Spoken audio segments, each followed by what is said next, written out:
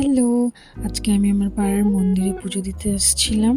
আর পুজো দিয়ে এসে বাড়িতে এসে ভাত খেয়ে নিলাম। আর এটা নেক্সট ডে আমার পরীক্ষা ছিল, তো পরীক্ষার হলেই সবার সাথে কথা বলছিলাম। আমার পরীক্ষা খুব একটা ভালো হয়নি, তাই আমার মন খারাপ ছিল। স্টেশনে এসে বন্ধুটাকে বললাম যে আমাদের ছবি তুলে দিতে, তো এই ছবিটাও তুলেছে। আর এই পদ্ম ফুলটা দেখো কি সুন্দর। আর এটা তার পরের দিন সকালবেলা হচ্ছে চিয়া সিড আর গরম জলে লেবু আর চিয়া সিড মিশিয়ে সেটাই খাচ্ছিলাম।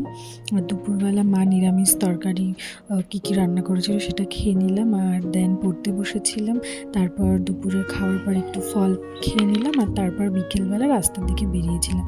এত সুন্দর রাস্তার ওয়েদার, আমার সবুজ দেখতে খুব ভালো লাগে। দেখো কি সুন্দর দেখতে লাগছে।